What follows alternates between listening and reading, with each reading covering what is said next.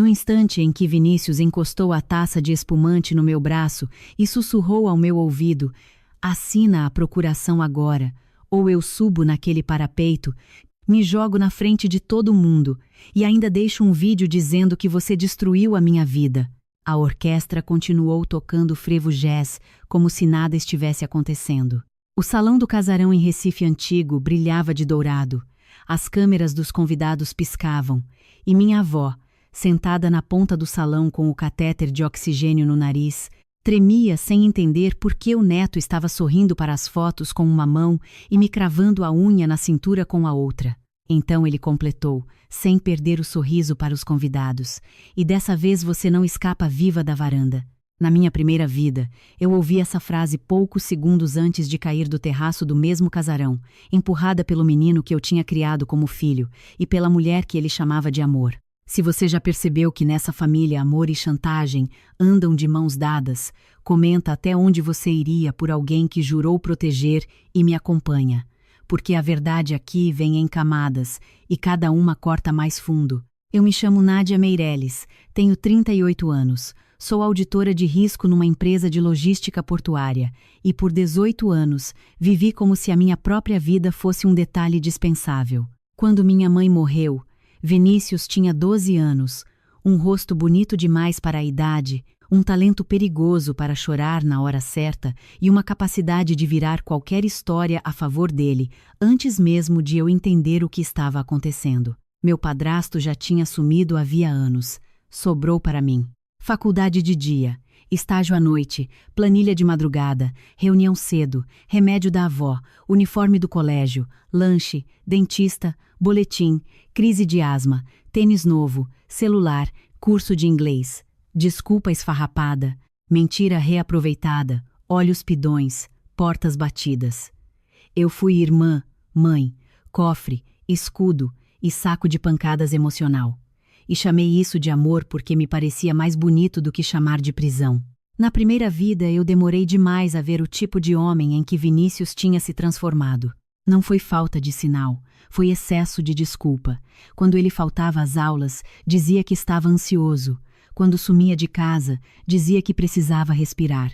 Quando mentia para vizinhos, professores e parentes, eu dizia que era imaturidade. Quando desapareciam notas de dinheiro da gaveta da cozinha, eu pensava que ele devia ter medo de pedir. Quando ele foi pego vendendo equipamentos da oficina do colégio para comprar corrente de prata, eu dei um jeito de abafar. Quando passou a andar com Paloma Guerra, influencer de luxo reciclado e filha de um empresário que se chamava de benfeitor cultural, eu me convenci de que era só fase. Fase. Eu transformei a palavra fase numa venda. Paloma apareceu na nossa vida como quem entra num hotel que já considera seu. Primeiro veio com um sorriso doce, perfume caro, brinco que refletia a luz da sala e um Nádia.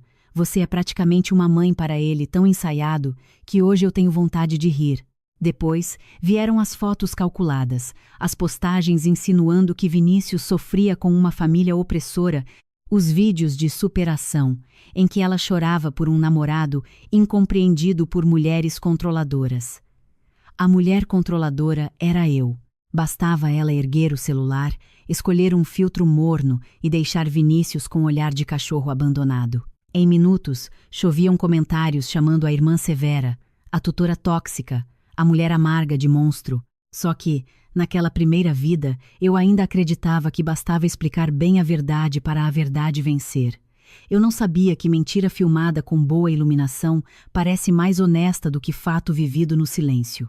A minha família materna tinha um único bem realmente valioso, um casarão antigo em Recife Antigo, herdado da minha bisavó. Metade dele funcionava como ateliê e escola de restauração têxtil que minha mãe sonhara abrir. A outra metade estava fechada havia anos, cheia de móveis cobertos por lençóis, louça antiga, caixas de documentos, retratos empenados e o cheiro teimoso de madeira úmida e tempo guardado. Durante muito tempo aquele lugar pareceu um fardo. Imposto alto, reforma cara, infiltração em toda parte. Eu mantinha o imóvel em pé por respeito à memória da minha mãe e porque minha avó, Dona Judite, dizia que ali ainda havia algo que não devia cair na mão errada. Eu achava que era só apego de velha. Na segunda vida, descobri que era aviso. Tudo começou a mudar quando a prefeitura anunciou um projeto grande de requalificação na área histórica, com novos polos gastronômicos, galerias, incentivos fiscais e uma disputa silenciosa por imóveis antigos. De repente, o casarão que parecia problema virou cobiça. Corretor batendo a porta, investidor ligando, advogado oferecendo facilidades, empresário prometendo parceria cultural. E um nome aparecia por trás de quase todas as propostas: César Guerra, pai de Paloma. O homem falava em preservação com a mesma voz com que outros falam em caridade nas entrevistas, mas quem trabalhava com compliance e rastreamento de contratos, como eu, reconhece o cheiro da maquiagem em balanço bonito. Havia empresas de fachada, sessões estranhas, doações a institutos recém-criados e um apetite grande demais por quarteirões específicos. Foi nessa época que Vinícius passou a exigir, em tom de ultimato, a parte dele. Mãe deixou para nós dois, ele dizia. Metade é minha. Quero transformar aquilo num estúdio, num rooftop, num hub criativo. Cada semana era uma ideia mais vazia, mais cara e mais urgente. Quando eu pedia orçamento, contrato, plano de negócio, estudo, ele explodia. Dizia que eu queria controlar tudo. Dizia que eu nunca suportara vê-lo brilhar. Dizia que eu tinha inveja da juventude dele. E quando faltava argumento, vinha a velha arma. Você quer me ver infeliz como ficou depois que mamãe morreu. Não era só chantagem emocional, era treinamento de terreno. Paloma postava vídeos no casarão vazio, falando em ocupar espaços mortos com arte. César Guerra enviava arquitetos por curiosidade. Um vereador amigo da família Guerra apareceu 2 vezes para tomar café. Eu comecei a sentir que estavam rondando não só um imóvel, mas alguma coisa muito específica dentro dele. Na primeira vida, eu só entendi isso tarde demais. Naquela noite do meu primeiro fim, eu fui até o casarão depois de receber uma mensagem de Vinícius dizendo que queria fazer as pazes. Havia luzes acesas no terraço, música baixa e uma mesa posta com champanhe barato tentando parecer caro. Paloma filmava tudo. Vinícius chorava. Disse que me amava, que tinha exagerado, que queria recomeçar. Eu, idiota de esperança, subi. 2 minutos depois, ele deslizou uma pasta na mesa. Procuração ampla sobre o imóvel. Disse que era só para agilizar uma parceria. Eu recusei. Paloma desligou a expressão meiga como quem troca de máscara. Avançou. Segurou meu braço e Vinícius murmurou com o rosto endurecido. Assina ou você vira a vilã perfeita. Eu dei um passo para trás. O salto prendeu numa rachadura do piso antigo. A mão dele veio no meu ombro. A dela, na minha cintura. O mundo inclinou. Antes de cair, ainda ouvi Paloma gritar num tom ensaiado. Nádia, não faz isso! Depois, veio o impacto, o gosto de ferro, gente correndo. E a última imagem foi Vinícius ajoelhando ao meu lado com o celular já apontado para o próprio rosto, chorando para uma câmera que renderia doações, comoções e absolvição. Quando abri os olhos de novo, eu estava de volta a 17 dias antes da queda. Não foi uma metáfora. Não foi sonho. Não foi memória embaralhada. Eu acordei no sofá da sala do nosso apartamento na Boa Vista com o barulho de vidro quebrando na cozinha. Era o dia em que, na primeira vida, Vinícius encenara uma tentativa de suicídio para me arrancar a autorização de morar com Paloma. Quando corri para a cozinha, ele estava com a lâmina de um processador encostada ao braço, respirando alto, uma lágrima isolada no canto do olho e a pia cheia de copos quebrados para dar dramaticidade. Na primeira vida, eu gelei, gritei, prometi tudo. Na segunda, eu vi um detalhe que antes passara despercebido. O braço dele estava tão longe da própria pele quanto alguém deixa quando quer ser impedido sem se ferir de verdade. Ele começou o discurso antes mesmo de eu falar. Pronto, você venceu. Você quer controlar minha vida, meu amor, meu futuro. Se eu não posso viver com a Paloma, então não quero viver. Eu me encostei à porta e respondi. Então para de fazer teatro na minha cozinha. Isso estraga o piso. Ele piscou, desnorteado. Oque, se você fosse se cortar, não escolheria uma lâmina cega de processador. E não pisaria em caco de vidro descalço, sem pisar em caco de vidro. Quer ajuda para arrumar a mala? Ou você já separou as roupas? A mão dele baixou devagar. Você tá ficando louca. Possível. Mas não o suficiente para financiar sua fuga. Na primeira vida, aquela cena terminou comigo de joelhos, prometendo transferências mensais, aluguel pago e só até você se organizar. Na segunda, terminou comigo abrindo o armário do corredor, tirando a mala azul da minha mãe e colocando no chão, diante dele. Vai, Vinícius, ama livremente, sofre livremente, escolhe livremente. Só não usa mais meu salário como combustível da sua escolha. Ele me olhou como se eu tivesse falado em russo. Você tá me expulsando? Estou te devolvendo a responsabilidade que você finge querer. É abo? Continua sendo minha prioridade. Você pode visitar quando aprender a tocar a campainha sem cobrar pedágio emocional. Ele tentou a cartada do desmaio, depois a do insulto, depois a do deboche. Ah, entendi. Você quer pagar de fria para eu implorar. Tá bom. Então escuta, eu e Paloma vamos ficar juntos, querendo você ou não, e todo mês você vai mandar dinheiro. 2.000 não dá. 5. Eu ri. Foi a primeira vez em anos que ri na cara dele. 5.000? Vinícius, você não consegue manter a própria toalha molhada fora da cama. Como pretende gerir 5.000? Ele arremessou a lâmina na pia, chutou um banco, me chamou de ressentida e saiu batendo a porta tão forte que o retrato da minha mãe torto no corredor caiu no chão. Eu não corri atrás.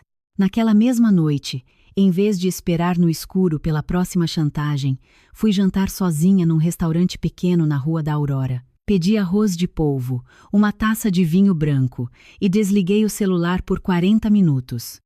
40 minutos. Parece pouco. Mas quem passa anos vivendo em estado de alerta aprende que 40 minutos sem ser cobrada podem parecer uma segunda juventude. Enquanto comia, me veio uma lembrança nítida. Minha mãe dizendo que amar alguém não pode exigir que você desapareça inteira. Eu tinha esquecido a frase. Ou talvez tivesse escolhido desobedecer. Ela. Quando voltei para casa, encontrei Vinícius no térreo, cercado por 3 vizinhas que eu cumprimentava havia anos sem jamais ser realmente acolhida. Ele falava num tom baixo e sofrido, perfeito para fazer as senhoras se inclinarem mais perto. A Nádia surtou. Disse que preferia me ver na rua do que me ver feliz. Desde criança ela me culpa por tudo. Depois que mamãe morreu, ela ficou pior. As 3 balançaram a cabeça com aquela compaixão gulosa de quem ama um escândalo moral. Na primeira vida, eu teria tentado me justificar ali mesmo. Na segunda, apenas dei boa noite, subi e instalei o primeiro pacote de câmeras no apartamento antes de dormir. No dia seguinte, Paloma apareceu às 10 da manhã com óculos grandes, roupa de academia e um pote de açaí na mão, como se viesse para uma conversa civilizada entre adultos maduros. Sentou sem ser convidada, cruzou as pernas e disse: Nádia, a energia da casa tá horrível. Vinícius dormiu chorando. Que pena. O colchão do apartamento novo vai salgar. A gente não veio brigar. Engraçado, porque o seu celular já está gravando. Ela baixou a mão para desligar discretamente. Sorri. Pode deixar ligado. Minha voz sai bem quando eu digo não. Paloma ajeitou o cabelo. César quer ajudar. Ele admira muito mulheres fortes como você. Se você topar uma sessão temporária do casarão, em 6 meses aquilo vira referência cultural. Todo mundo ganha, inclusive o cartório, os laranjas, as construtoras e os vereadores. O rosto dela congelou por meio segundo. Você está insinuando o quê? Estou só perguntando por que tanta gente rica de repente se interessa por um imóvel com teto caindo. Vinícius bateu na mesa. Porque eu tenho visão, e você não. Você quer tudo parado igual à sua vida. Curioso. Na última vez que alguém chamou meu trabalho de vida parada, a auditoria encontrou 23 notas frias na empresa dele. Paloma se levantou. Você acha que pode falar assim do meu pai? Ainda não comecei. Eles saíram prometendo guerra. Na primeira vida, eu teria passado o resto do dia tremendo. Na segunda, fui ao trabalho, pedi férias acumuladas de 5 dias e usei cada hora delas para fazer o que eu deveria ter feito muito antes: rastrear. Compliance me ensinou duas coisas que salvam qualquer pessoa que lide com predador elegante. A primeira: dinheiro sempre fala, mesmo quando o dono dele sorri pouco. A segunda: quem está muito seguro da própria impunidade deixa pegadas por vaidade. Eu puxei registros públicos, contratos antigos, matrículas do casarão, atas de fundação de institutos culturais ligados a César Guerra, doações eleitorais, empresas com sócios cruzados, alterações societárias feitas de madrugada, tudo que estivesse ao alcance legal. Em menos de 48 horas, apareceu um padrão. 4 imóveis históricos em pontos estratégicos do bairro tinham sido comprados por valores artificiais, passados para os quips de fachada, usados para captar verba de restauro e depois reconfigurados para exploração comercial privada. 3 deles faziam divisa indireta com um corredor subterrâneo antigo, listado num inventário patrimonial obscuro que eu só encontrei porque minha mãe, anos antes, guardara fotocópias de estudos urbanísticos em pastas mofadas no casarão. Corredor subterrâneo. Foi a primeira peça que me fez lembrar de uma conversa esquecida da infância. Eu devia ter uns 10 anos quando ouvi minha mãe discutir com um homem na porta do casarão. Ela falava: "Isso é patrimônio, não cofre de contrabandista." Na época, achei que fosse coisa de adulto. Depois, nunca mais pensei nisso. Agora, relendo documentos, descobri que sob parte do quarteirão havia uma galeria do período holandês, com acesso provável por uma cisterna lacrada nos fundos do nosso imóvel. Se alguém controlasse aquele ponto de acesso, controlaria o eixo de ligação entre 4 propriedades estratégicas. Não era só charme histórico. Era ouro imobiliário com roupagem cultural. Na mesma noite, recebi a visita de quem eu menos esperava. Tia Selene, prima mais velha da minha mãe, aquela parente que aparece apenas em velório, batizado e ocasião onde existe a possibilidade de herança. Ela entrou no apartamento trazendo bolo de rolo, abraçou minha avó, me chamou de guerreira e em 15 minutos já estava sondando. "Minha filha, esse casarão dá despesa. Um rapaz me falou de um grupo sério interessado em preservar aquilo. Você sozinha não vai dar conta." "Que rapaz?" "Ah, gente boa, ligada ao Instituto do seu César." "E desde quando você faz ponte para empresário?" Ela desviou o olhar para a bolsa. "Desde que vi a Paloma tão preocupada com Vinícius. Menina educada, viu?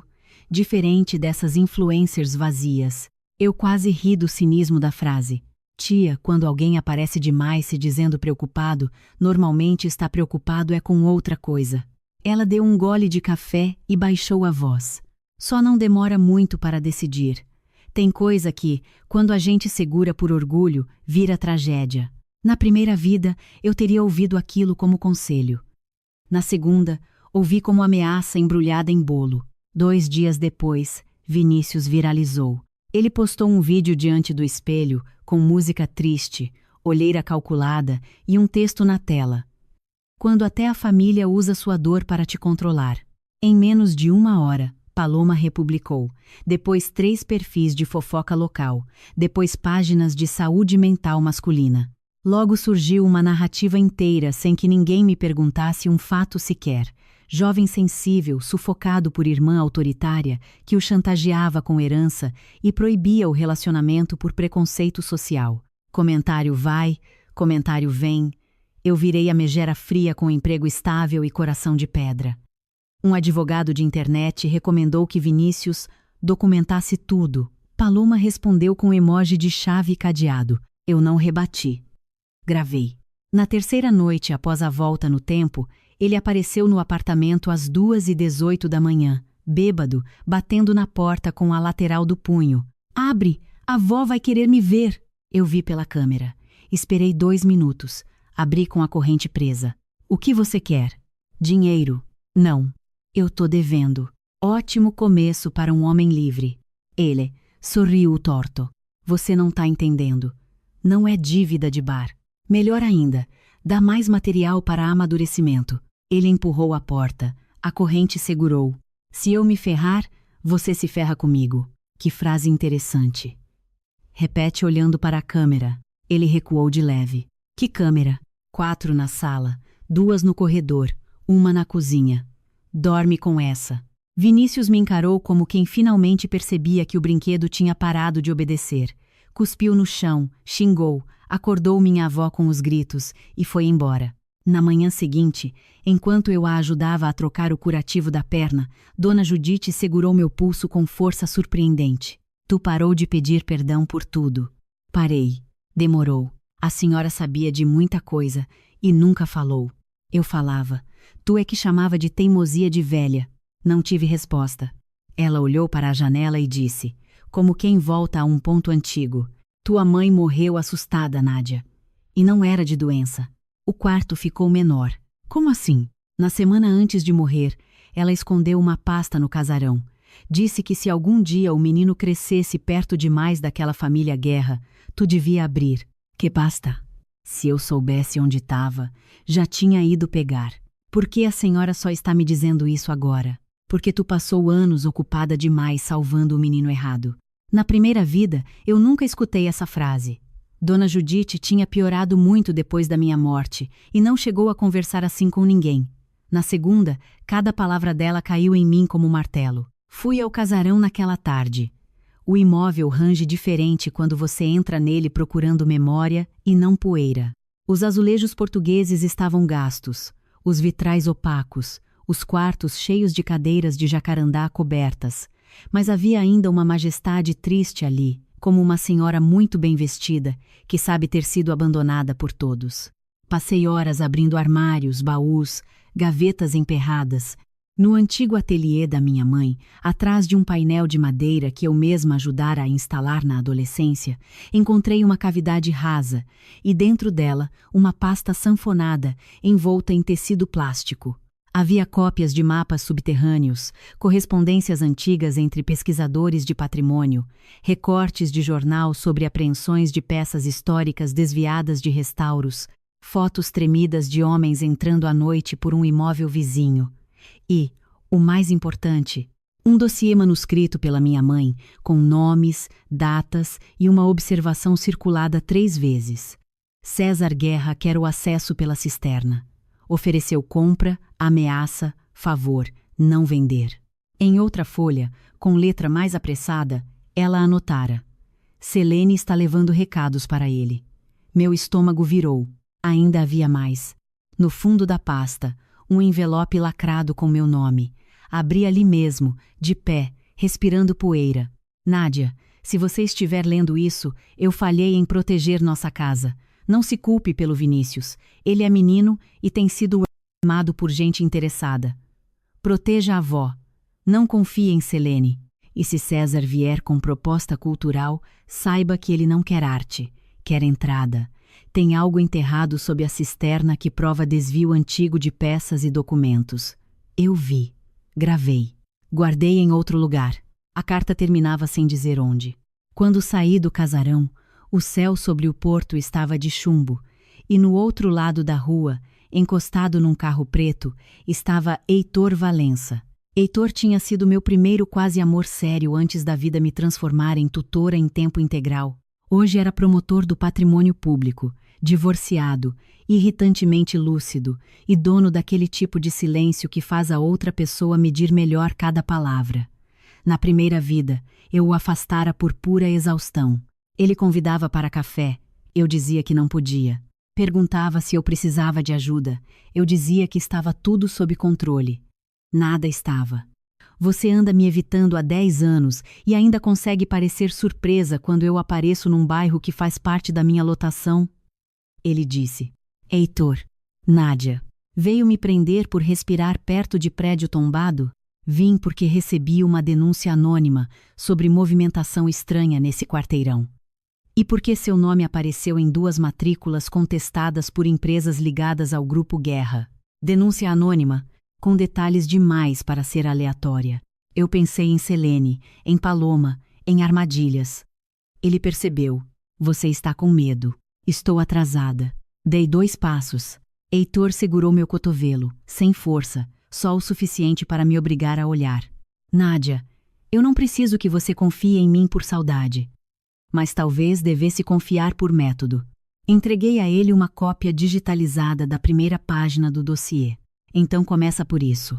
O olhar dele mudou na hora. Onde você conseguiu?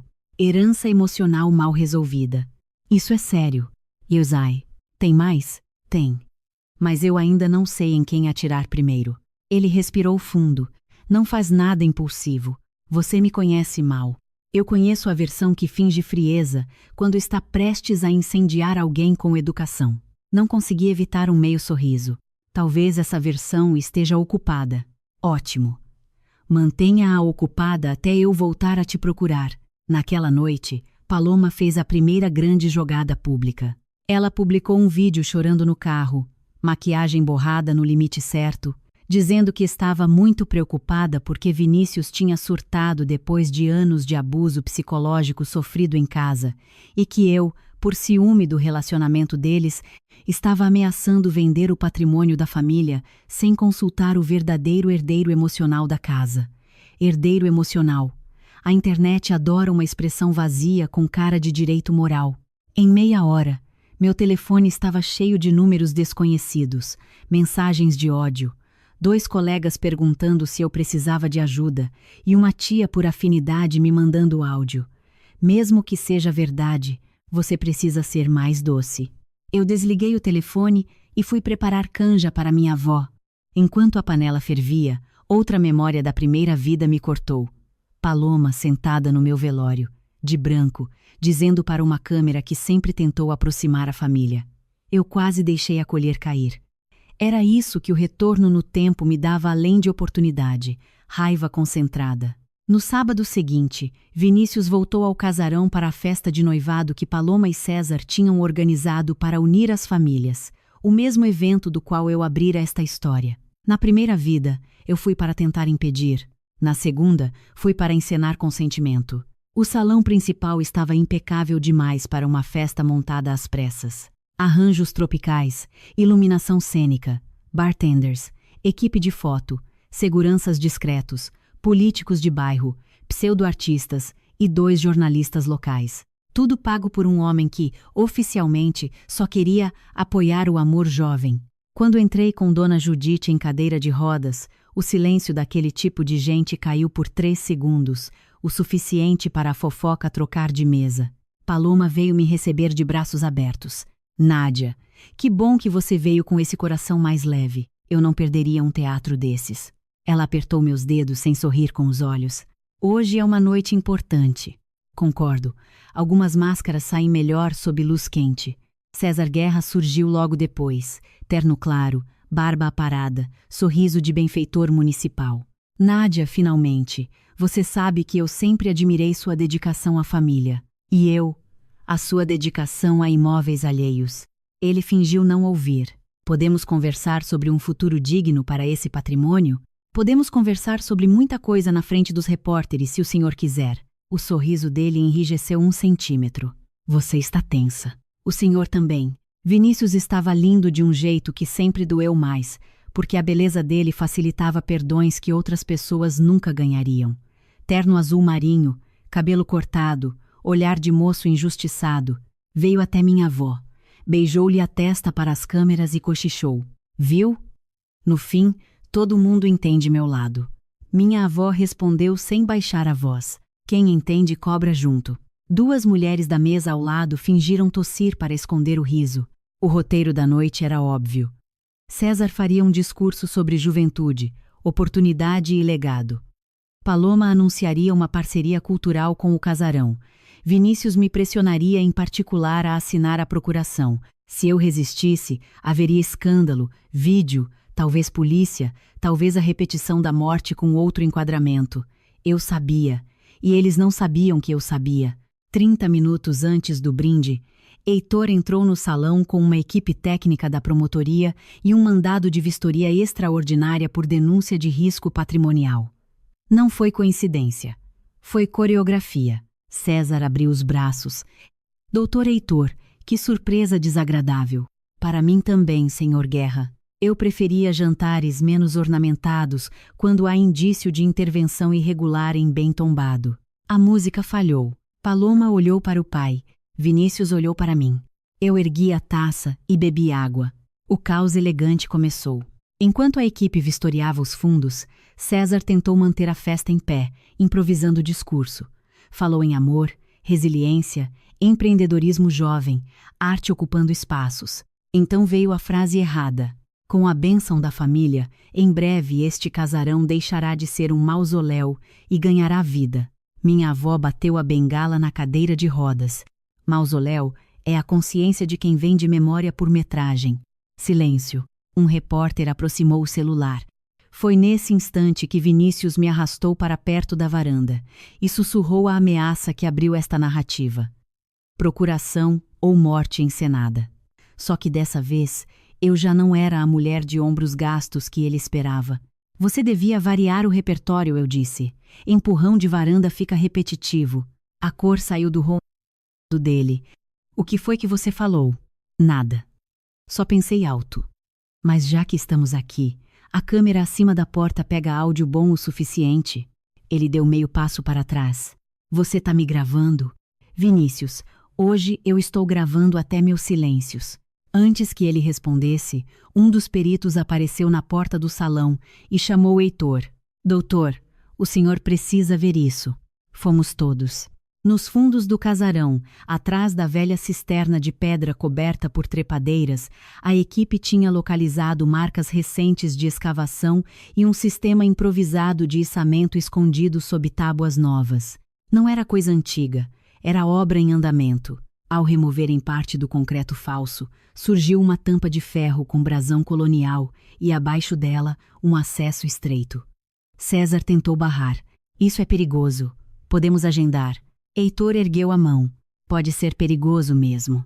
Para quem mexeu sem autorização. A descida revelou a primeira bomba real da noite.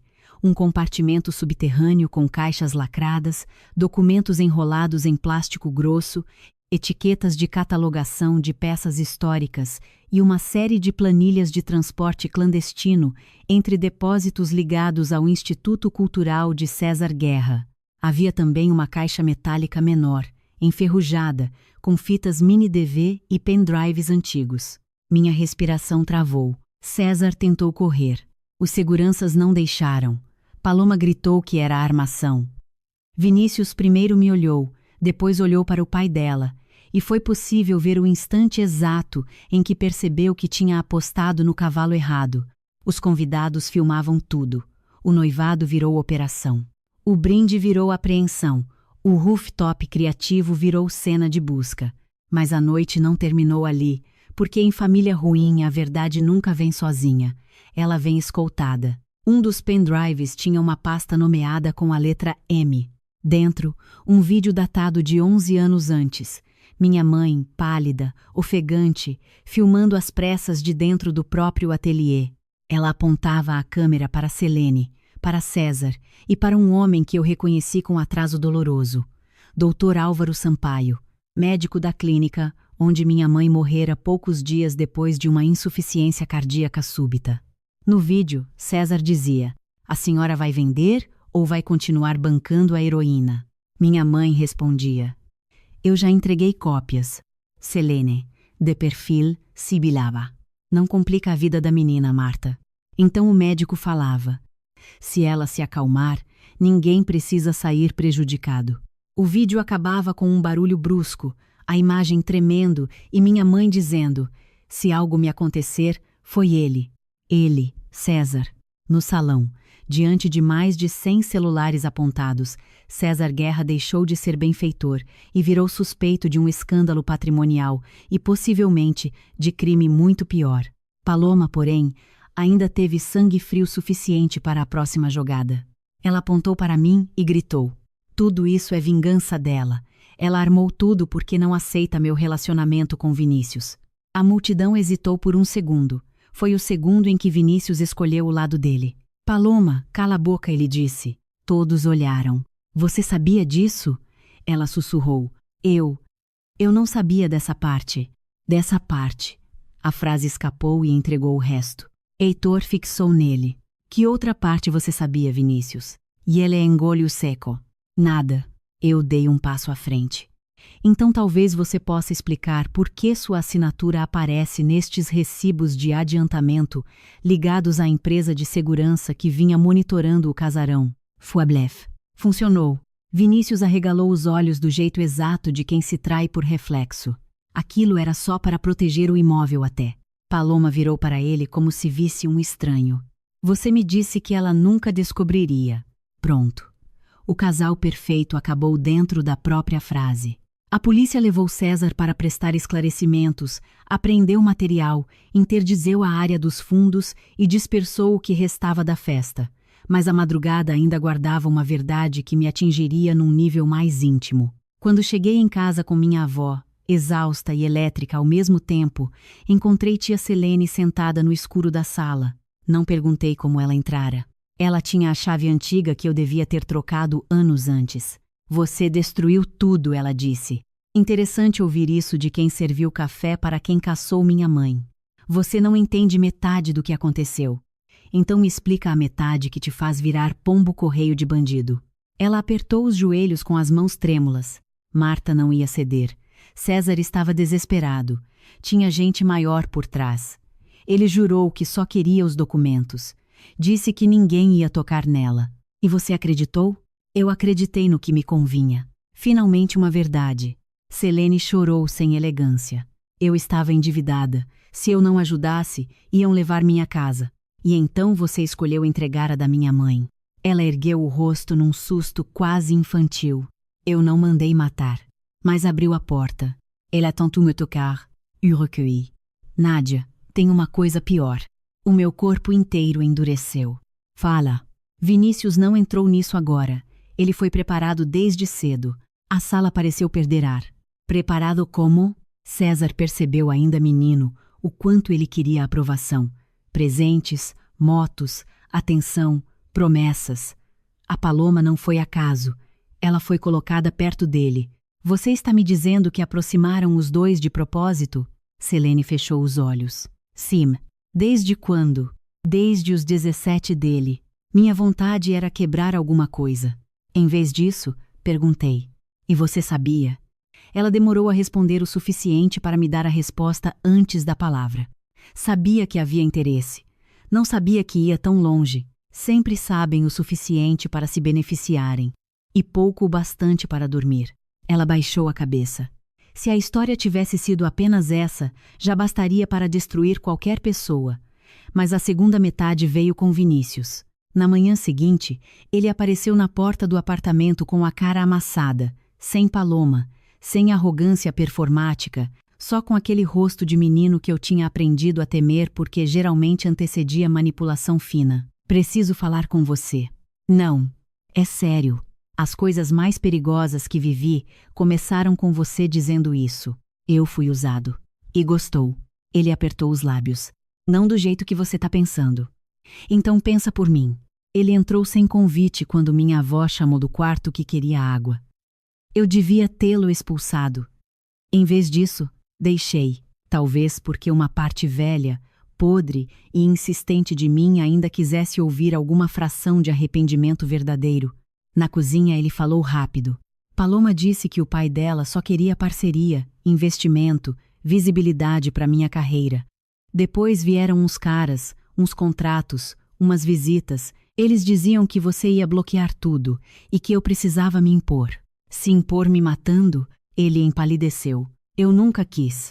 Cuidado, eu posso começar a acreditar que você é ruim, mas ingênuo eu jamais compro. Ele bateu no peito com a mão fechada. Você acha que é fácil viver com a sensação de que a minha vida inteira pertenceu a você? Todo mundo me chamava de protegido da Nádia, o garoto que a irmã criou, o menino da coitada da Marta. Eu queria ser alguém sem dever nada a ninguém. E decidiu se vender para a primeira família rica que aplaudiu sua revolta. Pelo menos eles me viam. Eu ri sem humor. Eles te viam como chave. Ele me encarou, olhos vermelhos, e soltou a frase que mudou o eixo mais uma vez. Você quer a verdade? Não foi a primeira vez que tentaram te tirar do caminho. O copo que eu segurava tilintou na pia. O que você sabe? Há 2 anos, quando você sofreu aquele acidente de carro na BR e disseram que foi óleo na pista. Não foi acaso. Na primeira vida, Eu nunca conectara os pontos. Na segunda, senti a espinha gelar. Quem fez? Eu ouvi uma conversa do César com o Mauro, aquele despachante dele. Eles disseram que você estava perto demais de descobrir algo sobre as matrículas do quarteirão. Na época, eu achei que era blefe de gente importante. Depois eu calei, porque ainda estava ganhando. Ele não respondeu. O silêncio foi confissão. Eu deveria ter chamado o Heitor naquele instante. Em vez disso, cometi um erro emocional. Fiz mais uma pergunta. E minha mãe? Vinícius olhou para o chão. Eu não sei tudo. Mas uma vez ouvi Selene dizendo para César que o susto saiu mais caro do que o remédio. O quarto girou. Minha avó do corredor apareceu apoiada na parede. Bota esse infeliz para fora antes que eu morra por insistência, ela disse. Vinícius se virou. Vô, eu. Não me chama de vó como quem usa crachá. Ele ainda tentou. Eu quero consertar. Ela cuspiu as palavras. Conserta entregando quem tu serviu. Foi o que ele fez ou fingiu fazer. Heitor recebeu o depoimento informal de Vinícius, mas insistiu que tudo fosse por via oficial. Em troca de colaboração, prometeu tentar evitar que ele fosse engolido junto com a quadrilha patrimonial, desde que não houvesse participação direta em crime violento. Eu sabia que havia. Não tinha prova ainda. Então esperei. Enquanto isso, a internet virou uma arena. O vídeo do subterrâneo vazou. César Guerra passou de mecenas a possível traficante de patrimônio em menos de 24 horas. Paloma tentou se vender como filha ingênua, enganada pelo pai. Vinícius deu entrevista curta, dizendo que fora instrumentalizado por interesses econômicos e que lamentava desentendimentos familiares. Desentendimentos familiares. A vontade que me dava era imprimir a palavra e esfregar na cara dele até rasgar. Mas a guerra digital ganhou nova camada quando perfis anônimos começaram a espalhar que eu armara toda a operação para tomar o casarão sozinha e expulsar o irmão fragilizado. As imagens da minha firmeza eram cortadas de forma a me fazer parecer cruel. Áudios meus fora de contexto circulavam em grupos. Alguém sabia editar narrativa com método. Heitor suspeitava de uma agência de reputação usada por César. Eu suspeitava de Paloma. Estávamos ambos certos. Foi então que decidi parar de me defender e começar a expor. Eu tinha semanas de gravações do apartamento. Vinícius exigindo dinheiro, debochando da minha avó, ameaçando vender coisas da casa, falando com Paloma sobre fazer a velha assinar na marra, chamando-me de frente fria com conta bancária. Havia também uma conversa particularmente suja, em que Paloma dizia: se ela fizer drama, a gente grava. Mulher cansada parece louca fácil. E Vinícius respondia: ou a gente finge que ela bateu em você. Ela já tem cara de quem aperta braço por baixo da mesa. Cara, como se perversidade tivesse formato fixo e eu o carregasse no rosto. Em vez de despejar tudo na internet de uma vez, montei uma estratégia. Soltei pequenos trechos para jornalistas diferentes, sem centralizar a autoria. Um programa matinal exibiu o vídeo em que Vinícius tentava me extorquir às 2 da manhã. Uma coluna local publicou a conversa sobre assinatura na marra. Um perfil jurídico comentou a gravidade das ameaças patrimoniais à idosa vulnerável.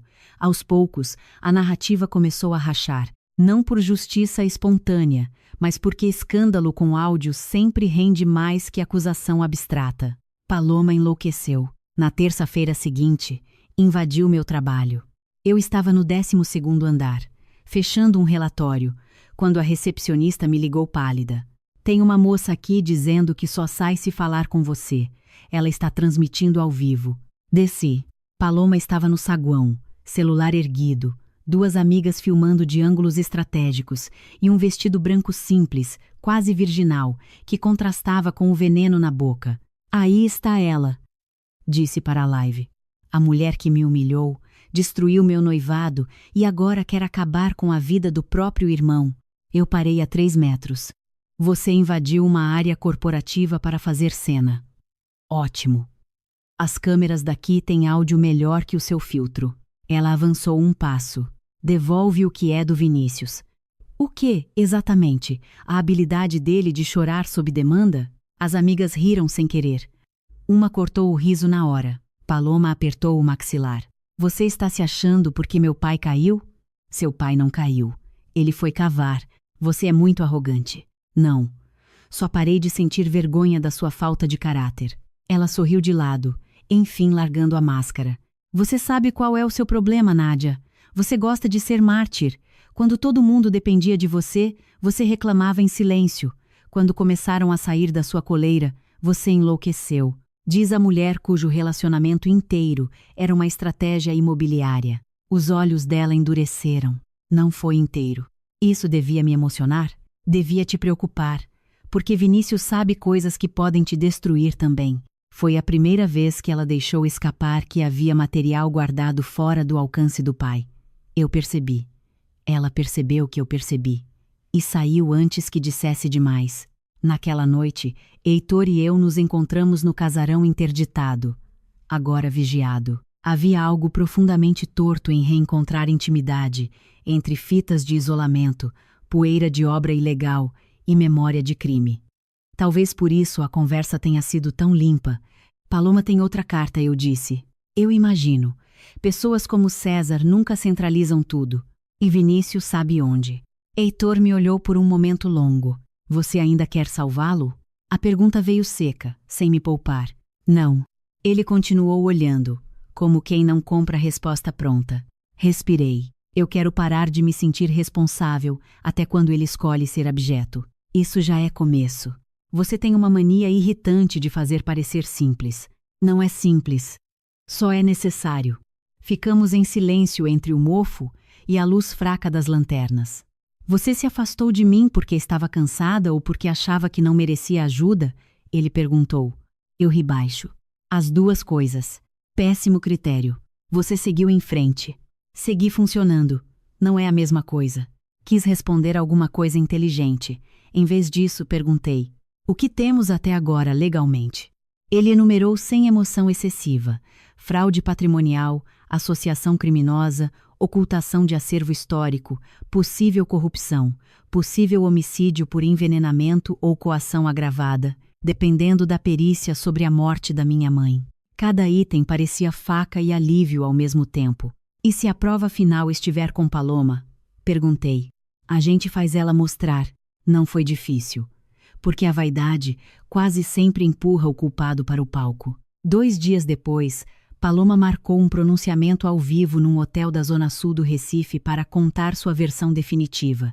Convocou imprensa, influenciadores, advogados e até um pastor midiático acostumado a lavar reputações em nome de redenção pública. Vinícius, que andava sumido, reapareceu ao lado dela de terno preto e expressão abatida. O objetivo era claro. Reposicionar os dois como jovens apaixonados, usados pelo pai dela e esmagados pela minha sede de vingança. Eu fui. Sentei na última fileira com o Heitor e 2 jornalistas que já sabiam parte do que eu pretendia fazer. Paloma subiu ao palco cenográfico com fundo bege, poltrona de veludo e um copo d'água que jamais tocou. Eu também fui vítima, começou. Sofri manipulação paterna e violência psicológica desta senhora. A senhora, nem meu nome merecia, que sempre me hostilizou por eu vir de uma realidade diferente. Realidade diferente era um jeito bonito de dizer milionária criada para parecer acessível. Ela chorou no minuto 9. Vinícius abaixou a cabeça no minuto 11. O pastor falou em perdão no 12. O advogado citou o juízo precipitado da internet no 14. E então, no 15, Paloma cometeu um erro irreparável. Eu tinha medo até de entrar naquele casarão porque a Nádia mantinha documentos escondidos em paredes falsas. A sala reagiu antes dela se dar conta. Heitor levantou. Curioso a senhora saber exatamente onde a documentação estava, já que afirma nunca ter participado das buscas ilegais. Paloma travou. O advogado tentou intervir. Heitor mostrou o crachá e continuou. E mais curioso ainda é a senhora citar paredes falsas no plural. Havia apenas uma cavidade localizada até o momento da apreensão oficial. A imprensa acordou inteira. Microfones se ergueram. Paloma tentou corrigir. Ouvi comentários. De quem? Perguntou um jornalista. Do meu pai. Quando? Outro emendou. Eu não me lembro. A senhora lembra. Sim, eu disse, levantando da última fileira. Todos se viraram. Lembra porque esteve no casarão 2 noites antes da operação, às 23h47, com Vinícius e 2 homens da segurança, e o sistema da rua registrou o carro blindado da sua família, estacionado por 12 minutos na lateral. Ela me encarou com ódio nu. Você está me perseguindo.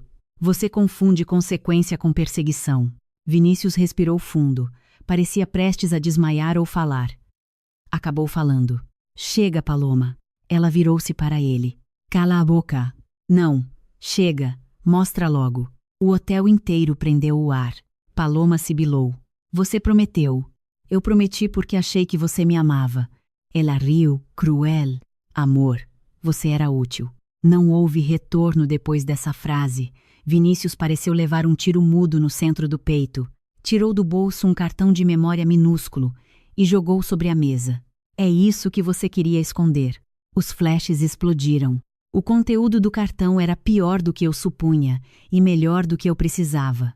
Havia gravações de conversa entre César, Paloma, Selene e o Dr. Álvaro, tratando da morte da minha mãe como efeito colateral controlável, planilhas de pagamento a perfis de difamação, fotos da cisterna antes da abertura, mensagens de voz em que Paloma orientava Vinícius a me provocar, filmar e forçar o colapso para que eu parecesse instável num eventual processo de interdição patrimonial, e uma peça central, quase inacreditável. Vídeo interno de elevador mostrando César saindo da clínica no mesmo dia em que minha mãe morreu, acompanhado do médico, enquanto dizia: agora a irmã mais velha vai criar o moleque e a casa fica sem defesa. Eu sentei, não por fraqueza, por excesso.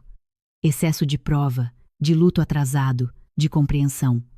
Minha mãe não morrera apenas porque enfrentara gente poderosa.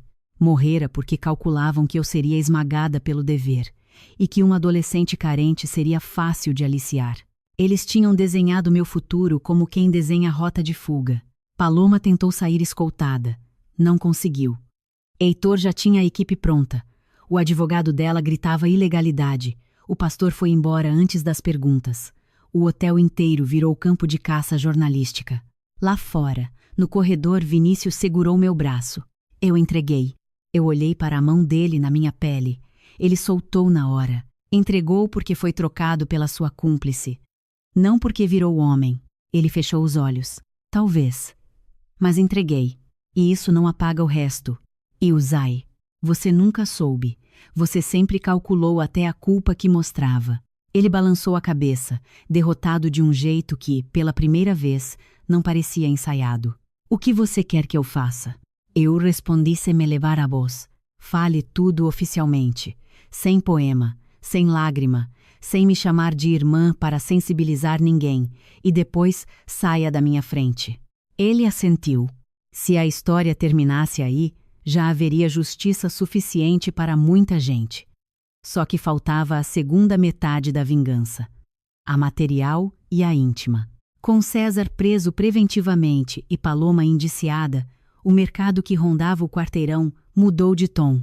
Surgiram tentativas desesperadas de comprar o casarão por qualquer preço, antes de tombamentos complementares e novas apreensões inviabilizarem negócios escusos. Um fundo estrangeiro ligado à hotelaria de luxo apareceu, um grupo de gastronomia também. Eu poderia vender e desaparecer com o dinheiro. Na primeira vida, talvez eu tivesse. Na segunda, não. Minha mãe sonhara com um ateliê, escola de restauro e formação para jovens de periferia. Heitor sugeriu parceria com a universidade, edital público, fundo de preservação e proteção jurídica reforçada. Dona Judite, ao ouvir, bateu de leve na mesa e decretou: agora sim o povo entra nessa casa pela porta certa. Transformar ruína em projeto dá mais trabalho do que transformar amor em culpa. Mas pelo menos o segundo eu já tinha feito demais. Passei semanas entre advogados, arquitetos, conservadores, promotores, reuniões com o IFAM, entrevistas, plantas e perícias. Pela primeira vez em muitos anos, a energia que eu gastava não era para conter desastre privado, e sim para erguer alguma coisa viva. E foi nesse processo que recebi a última facada de Selene. Ela pediu para me ver no hospital, dizendo estar mal. Fui por pragmatismo, não por afeto. Encontrei a menor na cama do que jamais a vira, sem maquiagem, sem frases prontas, agarrada ao lençol como criança. Vim te entregar uma coisa, disse. Era uma chave pequena com etiqueta amarelada. Armário 18. Guarda-volumes da rodoviária antiga, ela explicou. Marta deixou comigo antes de morrer. Mandou só te dar se ficasse perigoso demais. Eu ri, exausta. E ficou menos perigoso por 11 anos? Ela chorou. Eu tive medo. Você teve cálculo. Também. Peguei a chave. Tem mais alguma confissão ou já gastou todas? Selene respirou com dificuldade. Tem uma coisa que você não sabe sobre o Vinícius. Meu sangue gelou por hábito. Falha. Ele descobriu cedo que César tinha participação na morte da sua mãe. Eu ouvi quando ele tinha 16. Ele me perguntou se ficasse do lado deles, ia ter tudo o que a vida devia a ele. Eu fiquei imóvel. Você está mentindo para me ferir. Queria estar. Ele tinha 16 anos. Tinha. E já negociava afeto como adulto. Doeu mais do que deveria, talvez porque destruía a última desculpa juvenil que meu coração ainda escondia num canto vergonhoso. Se era verdade, Vinícius não tinha sido apenas moldado. Em determinado momento, escolhera conscientemente o molde. O armário 18 guardava a prova final do coração dele. Dentro havia um caderno de capa preta, daqueles simples, com letras de rap anotadas, ideias de vídeo, frases soltas e confissões em forma de rascunho. Entre páginas sobre fama, raiva e desejo de consumo, encontrei uma anotação datada de anos antes. César disse que gente esperta escolhe o time vencedor cedo. Nádia nunca vai me dar o mundo, só cobrança. Com eles eu posso subir. Se for verdade que fizeram alguma coisa com Marta, problema deles. Eu não pedi para nascer nesse enterro. Senti Angel. Mais adiante, já perto do tempo presente, Paloma mandou eu manter Nádia culpada. Funciona. Ela vive pedindo desculpa. Às vezes dá pena. Pena atrapalha. Lembrar do casarão ajuda. Aquilo não era impulso, nem ingenuidade, nem manipulação total. Era registro íntimo de alguém que olhou para o próprio benefício e o escolheu sobre cadáver, história e vínculo. Entreguei o caderno a Heitor. Não porque precisasse de mais prova contra a organização, mas porque eu precisava matar em mim a versão dele que ainda chorava aos 12 anos agarrado à barra da minha saia no enterro da mãe. Aquela criança existiu. Depois acabou. Eu não era obrigada a continuar criando o fantasma dela dentro de um homem que a usava como arma. Vinícius foi formalmente acusado por associação criminosa, fraude, coação e participação em tentativa de extorsão patrimonial. A promotoria ainda apurava seu envolvimento direto na minha morte da primeira vida, uma morte que, nesta nova linha do tempo, obviamente não ocorrera. Ninguém além de mim podia chamar aquilo assim. Então a culpa dele tinha contornos jurídicos diferentes, mas não menores. Quando soube da existência do caderno, ele pediu para me ver uma última vez no fórum. Eu aceitei por um motivo simples. Queria encerrar olhando. Ele entrou na sala reservada mais magro, barba mal feita, olhos sem a arrogância luminosa que sempre enganara os outros. Você leu tudo, disse. Li. Eu era um moleque. Não nas páginas em que calculava me manter culpada. Ele sentou. Eu odiei depender de você. E eu fui responsável por você sem jamais consentir de verdade. Estamos quites no ressentimento. Não, não estamos. Ele engoliu seco. Quando mamãe morreu, você virou um muro em volta de mim. Eu achava que você queria me proteger do mundo, mas também me protegia de sentir o peso do que eu fazia. Você consertava tudo. Isso me deformou. Não torça a faca para o lado filosófico. Você adorou a deformação quando ela deu lucro. Adorei. E agora? Agora você vive com ela. Ele me encarou por longos segundos. Você nunca vai me perdoar? Não. Nem um pouco. Nem um pouco. Então por que veio? Pensei antes de responder. Porque durante muito tempo eu achei que, se te largasse, eu viraria a culpada da tua ruína. Hoje, eu queria provar para mim mesma que posso te deixar no lugar onde suas escolhas te puseram e ainda assim continuar humana. Os olhos dele se encheram. Eu gostava quando você fazia cuscuz nos domingos. A frase me atravessou de um jeito absurdo. Talvez porque banalidade do afeto às vezes seja mais cruel do que o grande drama. Eu também gostava, respondi. E isso acabou. Saí antes que ele chorasse. Não queria levar comigo nem a satisfação da cena, nem a tentação da piedade. Os meses seguintes foram um vendaval de reconstrução. O casarão recebeu obras emergenciais, inventário técnico, reforço estrutural e uma equipe apaixonada que falava de reboco histórico com a mesma fé com que outros falam de milagre. O projeto ganhou nome: Casa Marta Meireles, de Restauro e Memória. Jovens aprendizes da rede pública começaram a frequentar oficinas piloto de conservação têxtil, encadernação e marcenaria patrimonial. O corredor subterrâneo virou objeto de pesquisa acadêmica supervisionada, com acesso controlado e visitação futura planejada. Em vez de virar lounge privado de herdeiro performático, o lugar virou o que minha mãe havia imaginado antes de ser silenciada. A imprensa adorou a história da mulher que enfrentou uma máquina de poder e reabriu um patrimônio para a cidade. Eu odiava quando me chamavam de heroína. Heróis são úteis para consumo. Eu preferia a palavra sobrevivente com administração em dia. Heitor reaparecia em reuniões oficiais e, de tempos em tempos, em jantares não oficiais que começaram curtos e foram ficando menos defensivos. Ele ainda tinha o humor seco. Eu ainda tinha o reflexo de pedir desculpa por existir ocupando espaço. Um dia, no meio de uma visita técnica ao terraço, ele segurou meu capacete para eu ajustar a faixa e disse: "Você sabe que não precisa ganhar o direito de ser cuidada produzindo o dobro, né? Isso aí é frase de promotor ou de homem tentando me chamar para jantar. De homem cansado de ver você transformar afeto em contrato de prestação de serviço." Eu ri. Jantar aceito. Aleluia laica. Dona Judite, por sua vez, parecia ter rejuvenescido 20 anos, só de ver a casa voltar a respirar. Passava tardes no pátio ensinando ponto de renda a meninas que a chamavam de Dona Ju e discutia com arquitetos como se tivesse diploma em restauro. Um dia me puxou de lado e disse: "Tu tá reparando que o bonito te olha como quem lê documento importante? Vou. Só não faz o favor de burocratizar o amor de novo." Prometi nada. Ela riu. Eu queria dizer que tudo enfim aquietou, mas isso só vale para histórias mal contadas. Na vida real, quando um sistema grande cai, ele derruba peças em cadeia.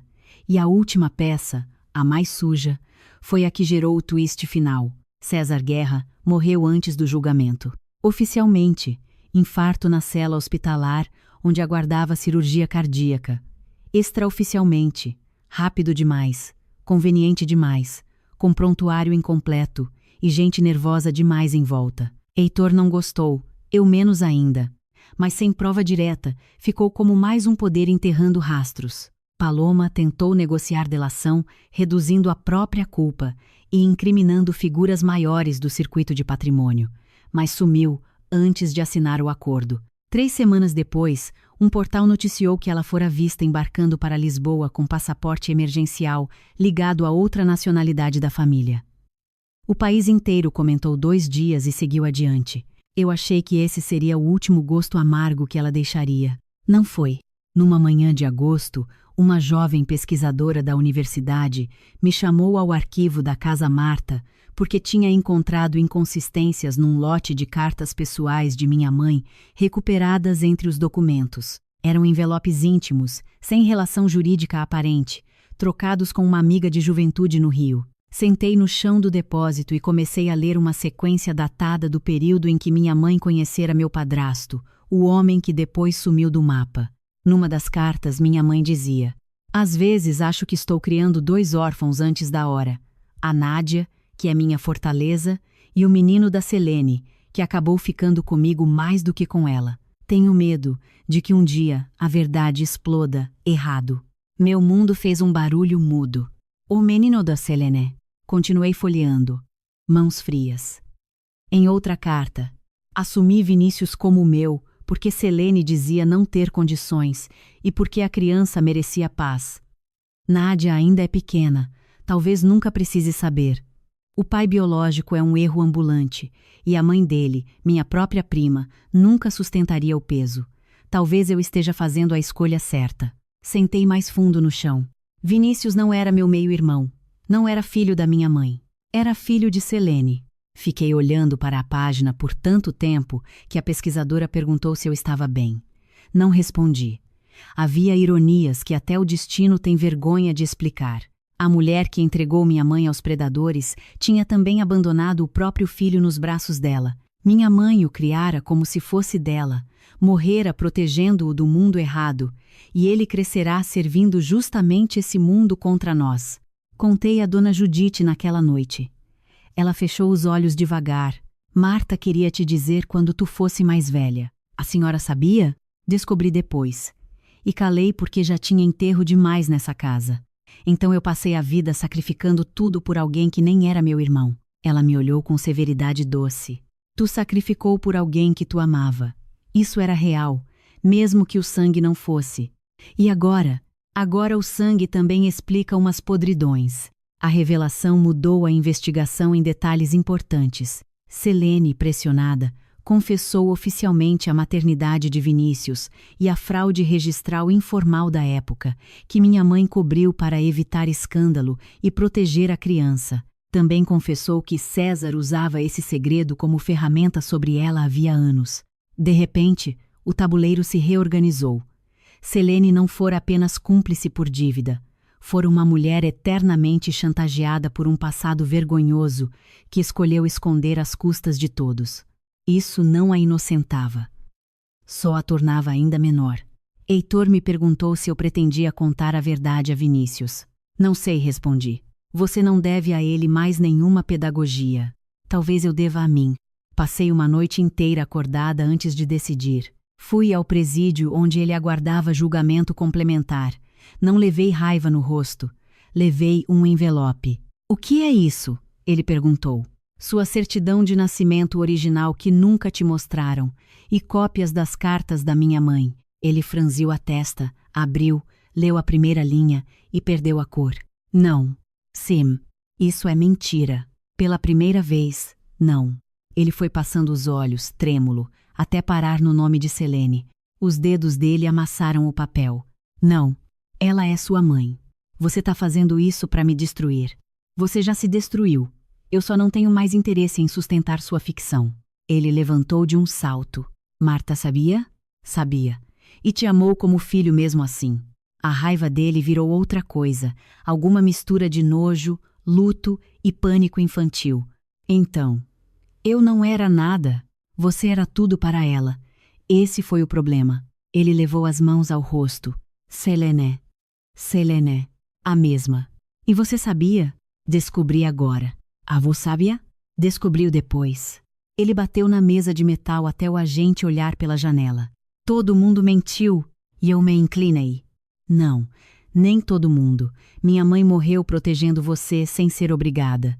Eu passei metade da vida fazendo o mesmo. Isso foi verdade. O que você fez com essa verdade é sua obra. Não jogue no colo do segredo o prazer que teve em nos usar.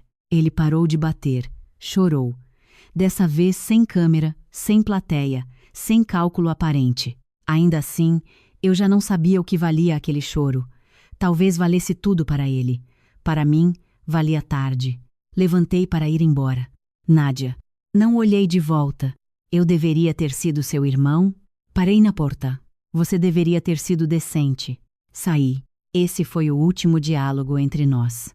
Meses depois, Selene morreu de um AVC antes de ser sentenciada. Vinícius foi condenado a anos suficientes para entender o tamanho do buraco que cavou, embora eu soubesse que algumas pessoas passam a vida inteira sem realmente compreender a própria ruína. Paloma continuou foragida até ser localizada em Portugal por fraude documental vinculada ao patrimônio apreendido. A extradição virou novela jurídica. Pela primeira vez, uma novela em que eu podia desligar a TV e continuar vivendo. E viver, para mim, começou a ganhar contornos quase assustadoramente simples. Jantares sem urgência.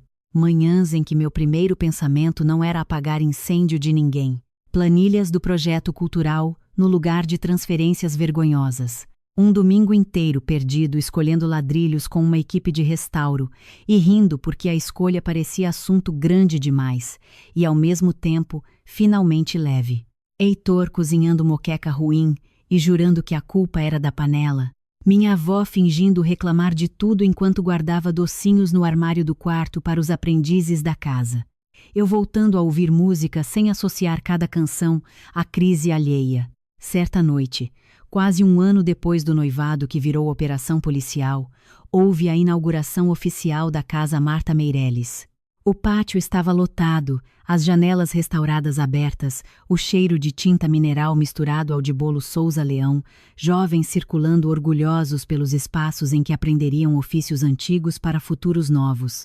Havia uma placa de bronze simples com o nome da minha mãe.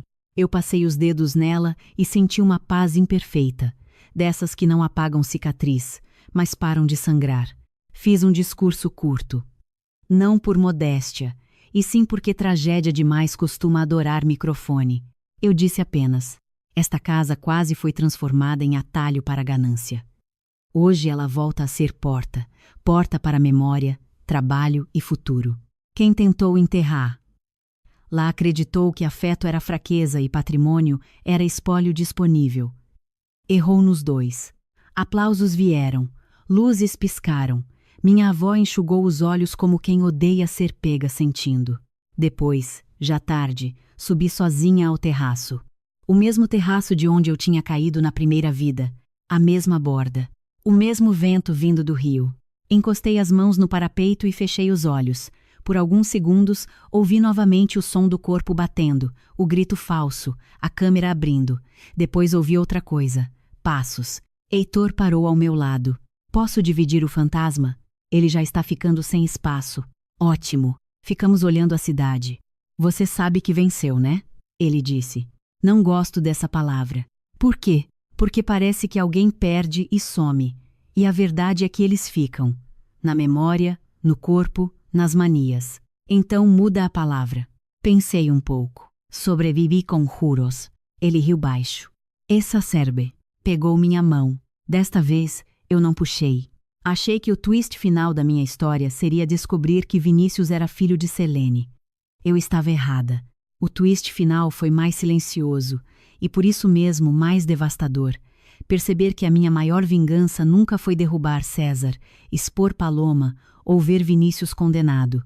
Foi descobrir que eu podia parar de ser o altar onde todo mundo sacrificava a própria culpa e ainda assim continuar sendo eu. Sem a máscara da mártir. Sem a obrigação de salvar quem escolheu afundar. Sem transformar amor em sentença. Na semana seguinte, recebi uma carta do presídio. Não tinha remetente no lado de fora, mas reconheci a letra de Vinícius antes de abrir. Pensei em rasgar. Não rasguei. Havia só 2 páginas, sem poesia, sem pedido de dinheiro, sem cena. Ele contava que depois de saber a verdade sobre Selene, passara noites inteiras tentando lembrar qual tinha sido a última vez que me chamara de irmã sem querer alguma coisa. Não encontrou. Escreveu que, pela primeira vez, sentia medo de não ter um rosto verdadeiro por baixo de todas as versões que inventara de si. Disse também que Dona Marta, minha mãe, aparecia nos sonhos dele sempre fazendo a mesma pergunta. Era isso mesmo que você queria ser? A carta terminava sem pedido de perdão. Só com uma frase custa. Você me tirou a única mentira confortável que eu tinha. Talvez isso seja o começo da punição certa. Dobrei a carta e guardei numa caixa sem categoria. Não por carinho, por arquivo. Algumas ruínas precisam ser catalogadas. Hoje, quando caminho pelo casarão e vejo as oficinas cheias, o pátio vivo, a cisterna protegida por vidro, estudantes anotando medidas de azulejo como se tocassem num coração antigo, entendo o que minha mãe tentou me deixar por tantos anos e eu não conseguia receber. Legado não é peso morto, é direção. Quem transformou minha vida em campo de extorsão achou que estava me condenando à repetição. Não percebeu que, ao me empurrar até o limite, só me obrigou a escolher. E eu escolhi não cair de novo.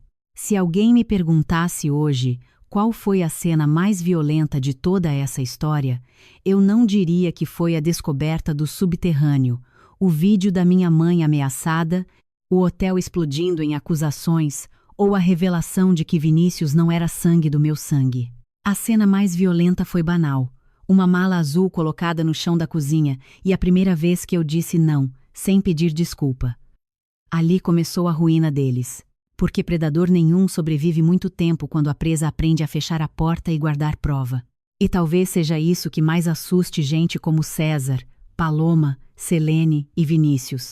Não polícia, não manchete, não cadeia.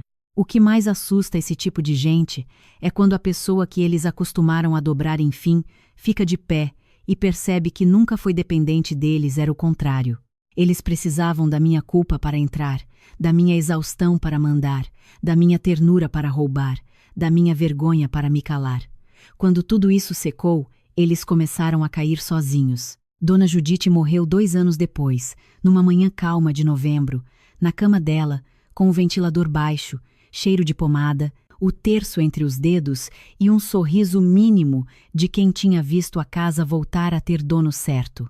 No velório, uma das meninas das oficinas colocou ao lado do caixão uma almofada bordada com a frase que ela mais repetia: "Quem entende, cobra junto". Eu ri e chorei ao mesmo tempo. Antes de fecharem a tampa, inclinei e sussurrei: "Eu ouvi, vó". Demorei, mas ouvi. Quando saí da capela, o sol do Recife estava obsceno de bonito.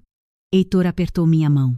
Eu apertei de volta. Às vezes ainda sonho com a queda da primeira vida. No sonho, o chão nunca chega. Eu fico suspensa entre a mão que empurra e o vazio, vendo a cidade girar, sentindo o corpo sem peso e a certeza do fim. Mas, pouco antes do impacto, alguma coisa muda. Não porque alguém me salva, não porque o tempo volta. Muda porque mesmo dentro do sonho, eu lembro. Lembro da mala azul, da voz firme, do som das minhas próprias chaves fechando a porta. E então eu acordo antes de bater. Talvez eu nunca consiga explicar a ninguém como foi receber uma segunda chance.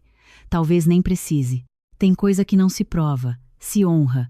Eu honro a minha vivendo de um jeito que na primeira vida parecia impossível, trabalhando sem ser devorada, amando sem me abandonar, dizendo não cedo, confiando devagar, escolhendo onde fico, escolhendo de quem saio, escolhendo, sobretudo, não confundir salvamento com amor. Na última vez em que subi ao terraço da Casa Marta, antes desta narrativa terminar, a cidade inteira parecia uma costura de luz refletida na água. Heitor estava lá embaixo fechando o portão, os aprendizes rindo ao longe, um saxofone ensaiando numa janela vizinha. Encostei no parapeito. Olhei para o lugar exato onde meu corpo tinha sido desenhado para cair e sorri sem doçura, sem ódio, só com precisão.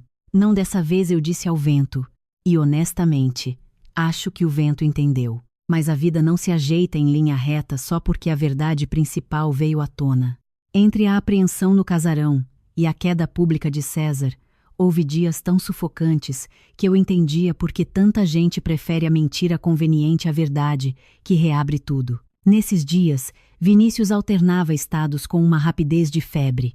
Pela manhã, me enviava mensagens de voz, jurando que estava pronto para fazer o certo. À tarde, aparecia em vídeo ao lado de Paloma, sustentando que ambos eram jovens traumatizados por adultos ambiciosos. À noite me ligava bêbado, chorando, dizendo que eu sempre o deixara sozinho com o peso de não ser suficiente. A madrugada seguinte trazia outro áudio, frio, ameaçando revelar segredos meus que nem existiam. Era como assistir a um prédio em combustão, tentando escolher se caía para a direita ou para a esquerda. Eu não respondia quase nada. Encaminhava a Heitor, salvava em pastas datadas e seguia. Só que o corpo, mesmo quando a cabeça aprende método, continua pagando o preço da vigilância. Passei a acordar com o maxilar travado, dor atrás dos olhos e aquela sensação antiga de que alguma desgraça estava prestes a acontecer na porta. Quando percebi, eu já tinha voltado a andar pela casa de madrugada checando o trinco, janela, fogão, medicação da minha avó, celular carregado, chave reserva. O trauma adora rotina.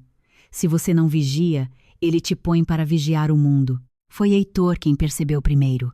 Numa tarde de chuva curta, ele apareceu com café e sem aviso no meu escritório improvisado da casa. Me viu organizando documentos por cor às 10 da noite e disse: "Você sabe que catálogo demais é sintoma, né? Também é solução. Só quando o incêndio ainda está aceso. E você garante que não está? Ele olhou pela janela, onde o reflexo da água sujava a rua de prata. Eu garanto só uma coisa. Você está tentando controlar cada fresta, porque durante anos qualquer fresta virou entrada de abuso. Fiquei quieta. Ele se aproximou devagar, sem teatro, e tirou a caneta da minha mão. Dorme. Não consigo. Então deita e não consegue horizontalmente. Apesar do cansaço ri. Você sempre foi um tirano suave. E você sempre confundiu exaustão com mérito. Naquela mesma semana, veio a investida mais suja de Paloma. Ela registrou o boletim dizendo que eu a tinha agredido fisicamente no saguão da empresa. Havia uma foto do antebraço dela com 2 marcas vermelhas. A imprensa digital menor, faminta, publicou em minutos. Herança do ódio. Auditora acusada de atacar ex-nora de empresário preso.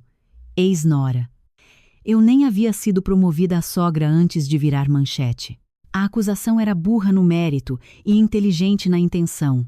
Não precisava colar por completo, só precisava reembaralhar a opinião pública e me desgastar. Desta vez eu não esperei advogado decidir timing. Pedi formalmente as imagens do saguão, autorizei a empresa a divulgar o trecho completo e sentei para assistir junto com o jurídico. No vídeo, Paloma avançava. Eu mantinha distância. As amigas filmavam.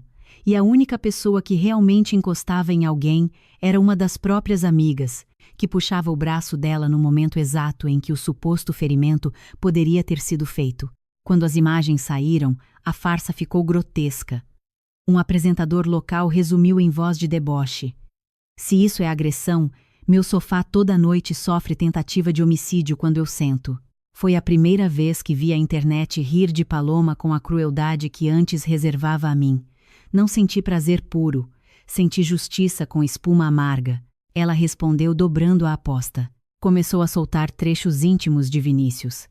Prints em que ele reclamava de mim. Áudios antigos em que eu, exausta, admitia ter vontade de sumir.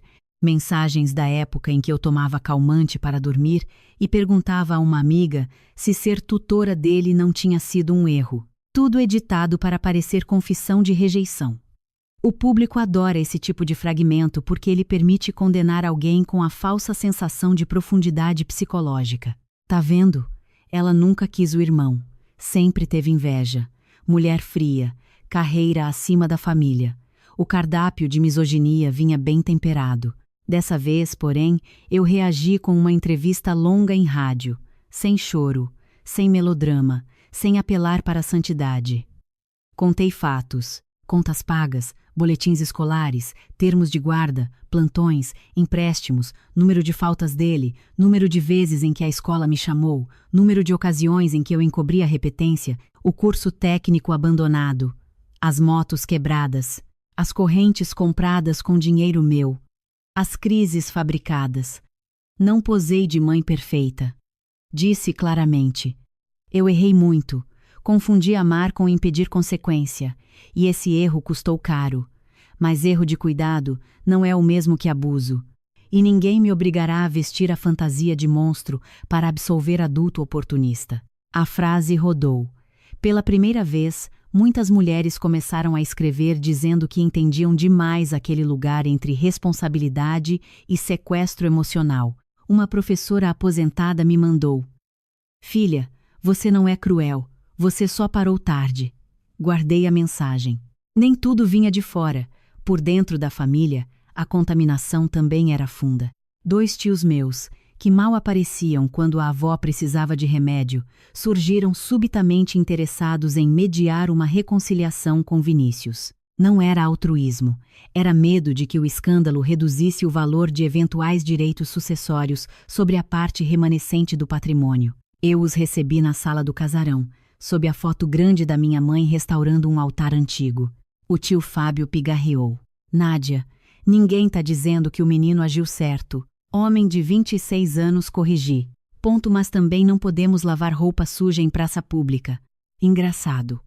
Quando eu lavava sozinha, ninguém quis o tanque. A tia Lourdes tentou um tom maternal. Família é família. Não, isso é genética com ata atrasada. Você está muito amarga. E vocês estão muito confortáveis. Eles se remexeram. O que você quer? Perguntou Fábio, irritado. Nada de vocês. E essa é justamente a novidade. Houve também a noite em que tentaram me assustar diretamente. Eu saía da casa por volta das 9, depois de uma reunião com a equipe de conservação, quando percebi uma moto me seguindo em 2 esquinas sucessivas. Não acelerei, troquei a rota, entrei numa rua mais iluminada e liguei o viva-voz com o Heitor, que atendeu na segunda chamada. Não pergunta se está tudo bem, falei. Só escuta. Moto preta, 2 homens, me seguindo desde a Rua do Bom Jesus. A voz dele mudou na hora. Continua em avenida, não entra em rua deserta. Tem posto policial a 200 metros da tua esquerda, em frente à praça. Yavi. A moto aproximou. O garupa ergueu o braço. Meu estômago virou. Não era arma, era uma pasta parda, que ele lançou pela janela do meu carro aberto 1 palmo. A pasta bateu no banco do passageiro e caiu no chão. A moto sumiu. Encostei onde havia luz e gente. Dentro da pasta, só uma foto antiga minha com Vinícius criança, no parque, e uma frase impressa. Quem cria monstro não merece descanso. Fiquei olhando para aquilo sem piscar. Depois dobrei o bilhete com precisão de origami e disse para Heitor. Eles erraram de novo. Você tá tremendo? Muito. Ótimo. Tremendo, mas pensando. Ele chegou em 7 minutos. Nunca esquecerei. Nem a velocidade dele, nem o modo como segurou meu rosto, verificando se eu estava inteira sem perguntar nada estúpido como: tem certeza de que não foi coincidência? Homens que sabem nomear ameaça valem mais do que flores. A perícia descobriu digitais de Mauro, o despachante de César, na pasta. Mais uma camada de intimidação, mais um prego no caixão jurídico deles. Mesmo assim, naquela noite eu tive a pior crise de pânico desde o retorno no tempo. Sentei no chão da cozinha de madrugada, braços em volta dos joelhos, respirando curto. Dona Judite apareceu de camisola, apoiada na bengala. É o corpo lembrando antes da cabeça mandar parar? Perguntou. Assente. Ela sentou com dificuldade na cadeira e ficou ali comigo. Quando teu avô voltou da enchente de 75, ele passava noites levantando para conferir se o rio tinha entrado na sala. O rio já nem estava mais lá, mas o corpo dele continuava molhado. Olhei para ela. E melhorou? Melhorou quando ele aceitou que tinha medo e parou de fingir valentia para si mesmo. Ela me entregou um copo d'água. Coragem não é isso de não tremer, Nádia. Coragem é tremer e ainda assim não devolver a chave da tua vida para os outros. Bebi em silêncio.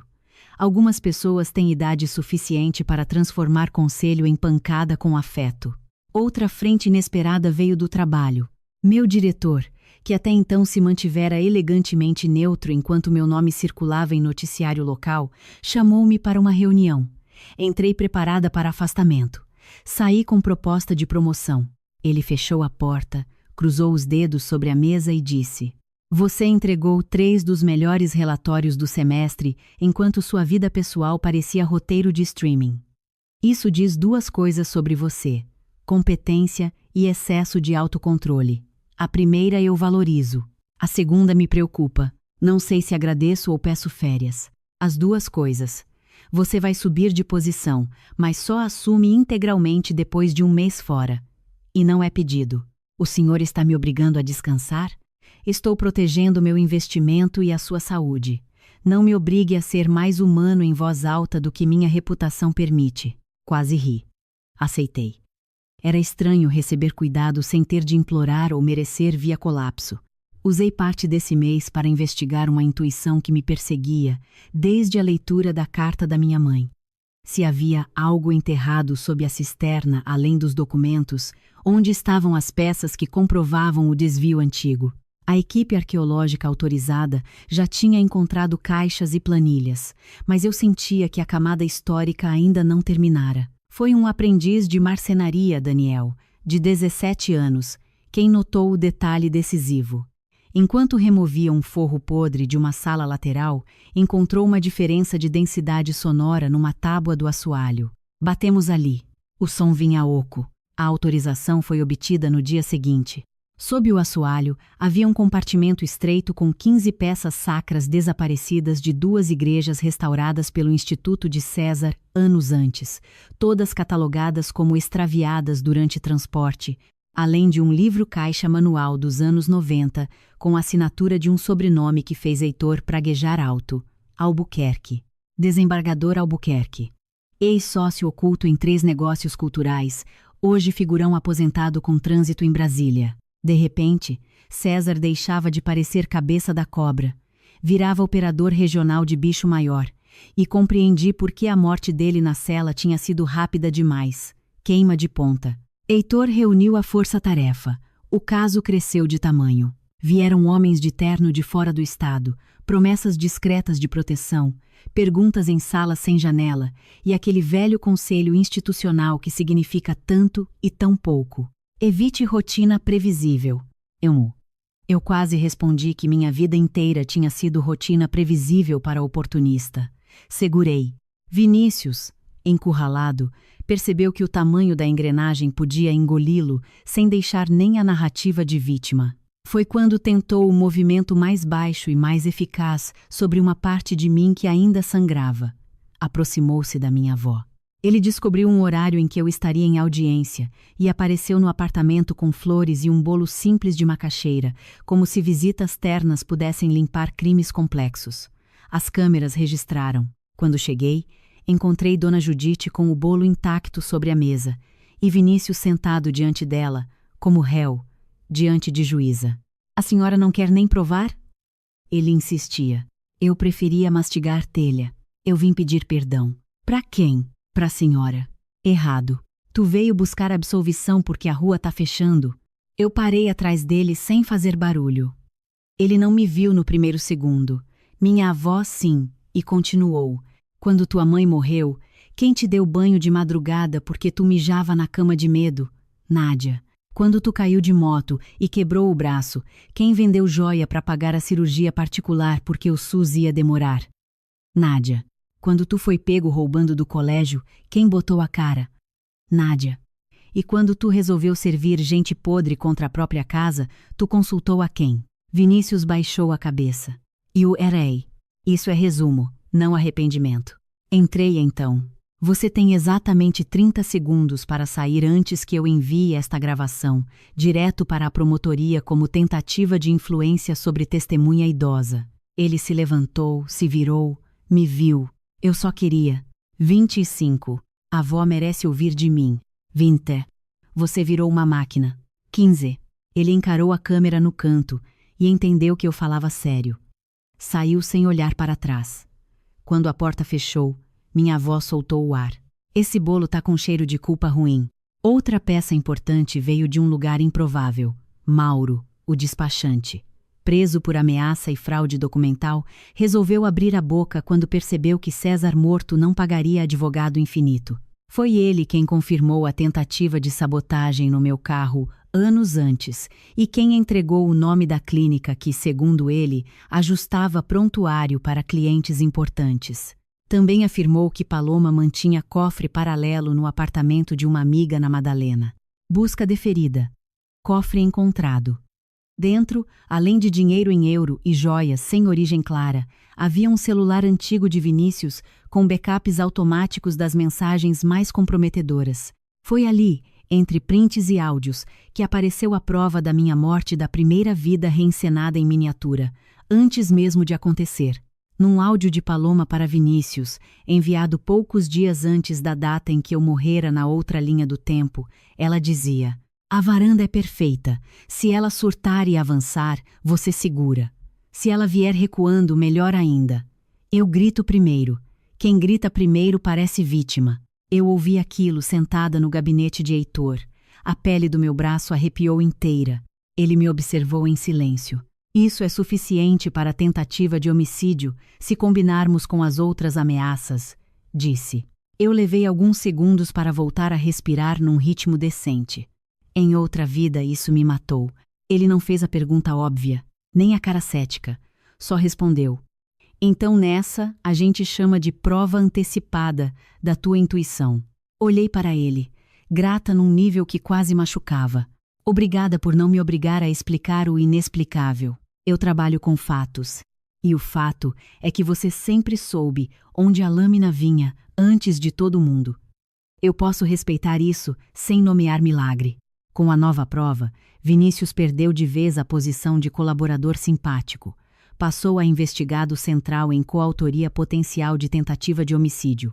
Quando soube, entrou em colapso real, não performático. Quebrou uma cadeira na sala da delegacia. Gritou que Paloma o tinha manipulado, que nunca quis me matar, que era só para dar um susto e me fazer ceder. A frase vazou. A internet fez o que sabe fazer melhor quando encontra confissão burra. Triturou. Só um susto. Virou meme regional. Legenda de vídeo, ironia, bordão. Crueldade pública não repara dano, mas às vezes impede glamorização do agressor.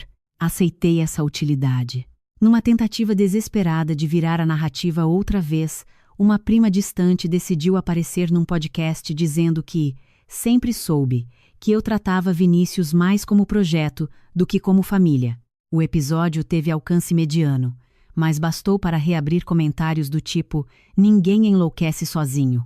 Um pedaço de mim queria responder uma a uma às pessoas. Outro pedaço, mais novo e mais saudável, percebeu que quem precisa imaginar culpa mútua diante de abuso, assim quase sempre está defendendo a própria covardia passada.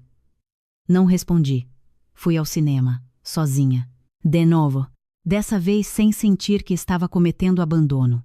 Nas férias obrigatórias, viajei 3 dias para São Miguel do Gostoso com minha avó e Heitor. Foi a combinação mais improvável e melhor que eu poderia ter aceitado.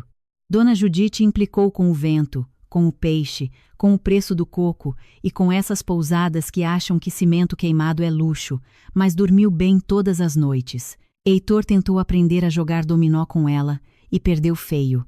Eu sentei na praia ao amanhecer e entendi algo simples. Minha identidade não precisava mais orbitar catástrofe. O mundo continuava bonito em lugares que não sabiam nada do meu caso. Isso deveria ser óbvio. Para mim, foi revelação. Na volta, encontrei uma caixa deixada na portaria da casa. Sem remetente. Dentro, um vestido vermelho de Paloma rasgado na barra, um pendrive e um bilhete. Ela não foi a única a fugir. O pendrive continha vídeo curto de câmera de posto de gasolina mostrando Paloma encontrando-se com um homem de chapéu, entregando documentos e recebendo envelope marrom 2 dias antes de sumir para Portugal. Pela placa parcial do carro, chegaram a um nome novo. Caio Albuquerque. Sobrinho do desembargador. Outra camada. Outro rastro. Outro lembrete de que a fuga dela não era apenas fuga romântica de herdeira caída, era recolocação de peça num tabuleiro maior. Nesse ponto, eu poderia ter me afundado de novo no caso até perder pele e sono. Quis, mas escolhi diferente. Deleguei o que era criminal ao criminal.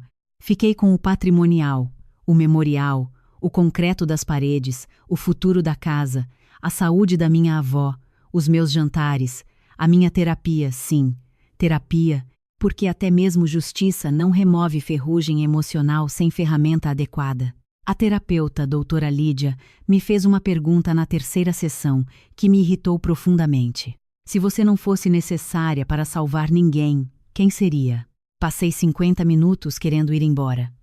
Na semana seguinte voltei e continuei odiando a pergunta.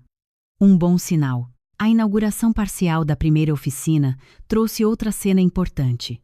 Um menino de 15 anos, aprendiz de encadernação, me perguntou por que eu nunca sorria nas fotos oficiais da casa. Porque eu sou assim, respondi. Ele deu de ombros. Minha mãe sorri pouco quando tá orgulhosa. É igual. Pensei nisso o resto do dia. Às vezes a imagem que os outros têm da nossa dureza esconde uma leitura mais gentil do que a nossa. Talvez eu não fosse só fechada, talvez estivesse ocupada sustentando coisas pesadas com os dentes. No processo contra a quadrilha patrimonial, surgiram depoimentos de antigos funcionários de César que apontavam para uma prática recorrente: seduzir jovens de famílias fragilizadas para aproximá-los de heranças difíceis, usando bolsas, fama, cargos em institutos e relacionamentos montados. Vinícius não tinha sido o primeiro. Só o mais visível porque a casa que ele deveria abrir virou vitrine de investigação. Esse detalhe me revoltou de um jeito novo, menos íntimo e mais político. Percebi que a minha história particular era só uma versão escancarada de uma lógica velha. Capturar vulnerabilidade, vesti-la de oportunidade e transformar laço afetivo em ponte de saque. A Casa Marta, naquele momento, deixou de ser apenas memorial familiar para se tornar também minha resposta cívica.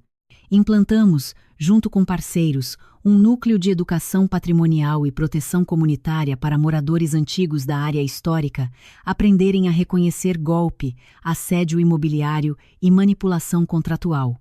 Cada oficina dessas me devolvia um pedaço de poder que eu nem sabia ter perdido. Foi numa dessas oficinas que recebi a notícia da queda de Paloma em Lisboa. Ela tentara vender 2 peças menores do acervo por meio de um intermediário brasileiro, foi rastreada, detida e colocada em processo de extradição. O jornal me ligou querendo reação. Eu disse apenas: patrimônio não tem pernas. Se ele viajou, alguém carregou, e quem carrega responde. Heitor riu quando ouviu a gravação depois. Você anda perigosamente boa de frase. Anos de convivência com gente cínica. Alguma utilidade tinha que sair. Quando Paloma voltou ao Brasil algemada, tentou me encontrar. Recusei. Ela insistiu via advogados dizendo que queria pedir desculpas pessoalmente e revelar um detalhe final. Recusei de novo. Só aceitei quando Heitor argumentou que, se houvesse alguma peça solta relevante, melhor ouvir em ambiente controlado. Fomos à sala de parlatório. Paloma entrou sem maquiagem, cabelo preso, rosto ainda bonito porque certas pessoas nascem com arquitetura favorável e passam a vida desperdiçando isso em feiura moral. Você está péssima, ela disse, sorrindo de leve. E você algemada. Imagino que ambas tenhamos feito escolhas. Ela riu, sempre afiada. Vá ao ponto. Vinícius te amava. Do jeito dele. Esse detalhe final não vale a cadeira. Calma. O ponto é outro. Ela se inclinou. No dia em que meu pai decidiu te tirar do caminho de vez, Vinícius travou. Meu peito apertou apesar de mim. O que você quer com isso? A verdade. Ele topava te pressionar, humilhar, esvaziar. Mas quando ouviu queda de forma literal, arregou. Meu pai o chamou de fraco. E ainda assim ele continuou. Continuou porque eu disse que não ia acontecer. Que era só ameaça para dobrar você. Depois. Bem, você sabe o resto. Na primeira vida, eu morrera. Nesta não. Mas o que ela me oferecia ali era uma miséria de consolo. A ideia de que talvez o monstro tivesse hesitado antes do empurrão que em outra linha do tempo aconteceu. Não aceitei. Guarde isso para sua autobiografia carcerária. Ela me observou em silêncio. E então soltou o último veneno. Você odeia que ele não seja totalmente irrecuperável, né? Porque monstros puros facilitam o luto. Aquilo me atingiu porque tinha alguma verdade. Levantei. Não. Eu odeio que vocês tenham passado anos me obrigando a disputar nuances para continuar viva. Saí sem ouvir resposta. Durante muito tempo eu pensei que o desfecho ideal seria um tribunal final dentro de mim, com cada pessoa no lugar exato de culpa e cada sentimento etiquetado de forma limpa. Não aconteceu. O que aconteceu foi menos cinematográfico e mais humano. Algumas dores endureceram, outras amoleceram, algumas perguntas perderam importância e certas respostas chegaram tarde demais para mudar qualquer afeto. O que me salvou não foi compreender tudo. Foi aceitar que eu não precisava compreender tudo para fechar a porta certa. No segundo aniversário da Casa Marta, realizamos a primeira mostra pública das peças recuperadas do compartimento secreto. A cidade lotou. Crianças apontavam para os altares restaurados, senhoras comentavam as rendas antigas, estudantes tiravam fotos da cisterna protegida sob passarela de vidro. Um professor idoso me disse, emocionado, sua mãe venceu. Eu sorri, talvez. Mas primeiro ela resistiu. Vencer veio depois. Na saída do evento, uma mulher me abordou com uma adolescente ao lado. Disse que a filha estava se envolvendo com um rapaz mais velho, ligado a um projeto cultural suspeito, e que, depois da minha história, decidiu investigar em vez de apenas ter medo. A menina revirou os olhos, constrangida. Eu quase ri porque vi ali um espelho menos trágico da minha vida. Investigue sem humilhar, eu disse à mãe. E, se encontrar veneno, não tente curá-lo sozinha. Anotei o contato de um centro de apoio e fui embora pensando que talvez o maior payoff de uma tragédia sobrevivida seja reduzir o mapa do abismo para outra pessoa. Heitor me pediu em namoro formal num domingo absolutamente sem glamour. Eu de camiseta velha pintada de cal, ele segurando 2 quentinhas, Dona Judite cochilando na rede do pátio, a equipe toda suada, depois de descarregar livros. Ele olhou o caos em volta e perguntou: quer burocratizar comigo por prazo indeterminado? Isso é um pedido? É o máximo de romantismo que consigo produzir sem testemunha hostil. Eu respondi: aceito, desde que o contrato permita silêncio e peixe frito. Dona Judite, que supostamente dormia, falou da rede. E honestidade, sem prestação parcelada. Nós 2 rimos. Depois que ela morreu, fomos nós que ficamos sustentando a casa e, de certo modo, também a memória uns dos outros. Ainda há processo correndo, ainda há recurso, ainda há gente poderosa tentando reduzir a narrativa a desvios isolados, mas o eixo nunca mais voltou para o lugar de antes. O casarão não pertence mais ao silêncio. E eu também não. Às vezes jornalistas perguntam se eu me arrependo de algo. A lista é grande e pequena ao mesmo tempo. Arrependo-me de não ter instalado câmera antes, de ter confundido pena com parceria, de ter levado anos para entender que gente manipuladora trata limite como agressão porque sabe que sem invasão não sobrevive, de ter deixado a minha própria juventude definhar em função de uma lealdade que o outro não retribuía nem por reflexo. Mas não me arrependo de uma coisa: quando o tempo me devolveu a cozinha, a mala azul e o primeiro não, eu reconheci a porta aberta e atravessei. Parece simples, foi o ato mais radical da minha vida. No arquivo da casa existe hoje uma seção reservada chamada Documentos de Advertência. Não é nome oficial, é apelido meu. Lá guardo cópias de tudo o que quase nos destruiu. Contratos de fachada, cartas da minha mãe, o caderno preto de Vinícius, as mensagens de Paloma, fotos da cisterna violada, boletins, matérias, laudos. Não para viver olhando para trás, mas porque memória sem método vira mito, e mito às vezes absolve o agressor com o tempo. Eu me recuso. Na gaveta de casa, em outra caixa menor, guardo só 3 coisas. A chave do armário 18, a frase da professora aposentada que me escreveu: você não é cruel, você só parou tarde. E a foto minha com minha mãe diante do casarão ainda inteiro, eu adolescente, ela de mãos sujas de tinta, ambas rindo de alguma coisa que ninguém mais lembra. Quando a culpa ameaça voltar em roupas novas, abro essa caixa e lembro quem eu era antes de virar a muleta emocional da casa inteira. Não para voltar a ser aquela menina, ela não existe mais, mas para honrar o eixo dela. Curiosidade, dignidade, vontade de fazer algo bonito durar. Talvez essa seja a forma mais exata de encerrar. Eu não ganhei uma vida perfeita em troca da verdade.